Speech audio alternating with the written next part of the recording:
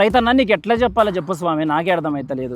ఎదుగో ఈ గడ్డిని చంపుదాము అని చెప్పేసి పారాక్వాట్ని తీసుకొచ్చి దాని ద్వారా మీ ప్రాణాలే పోగొట్టుకుంటున్నారు. ఇప్పటిదాకా మన భారతదేశంలో కొన్ని లక్షల మంది రైతులు చచ్చిపోయారు కేవలం ఈ గడ్డిని నివారిస్తామని చెప్పేసి తెచ్చి కొట్టిన పారాక్వాట్. అసలు పారాక్వాట్ అంటే ఏంటిదో తెలుసా? అది చాలా దేశాలలో బ్యాన్ చేశారు. అండ్ ఇంకొకటి ఏంటిదంటే అది నాన్ సెలెక్టివ్ హెర్బిసైడ్. అంటే మనము అదిగో ఈ గడ్డిని నివారిద్దామని చెప్పేసి తెచ్చుకుంటాం కదా, నువ్వు అది వరిలో కొట్టినవా సంబంధం లేదు, మిర్చిలో కొట్టినవా సంబంధం లేదు, వేరే ఇతర పంటలకి కొట్టినవా సంబంధం లేదు. అది పంట మీద పడితే దాన్ని చంపడం దాని స్వభావం. మీ శరీరం లోపలికి కొద్ది స్థాయి పారాక్వాట్ పోయినా సరే మీ గుండెలు, మీ కిడ్నీలు, మీ లివర్ అన్ని స్మాష్, ఒకటేసారి మీరు చచ్చిపోతారు. ఇంకొకటి ఏంటంటే ఏ హాస్పిటల్లో సరే ఈ పారాక్వాట్ కి సంబంధించిన విరుగుడ కూడా లేదు. దయచేసి నేను చేతులు ఎత్తి మరి మొక్కుతున్నాను, ఈ పారాక్వాట్ ని పక్కన పాడేసి ఈ గడ్డి మందు కోసం వేరే ఏదన్నా కొట్టుకోండి, లేదంటే కూలీలను పెట్టుకొని దీనిని తెంపించుకోండి, లేదా అది కూడా కాలేదు అంటే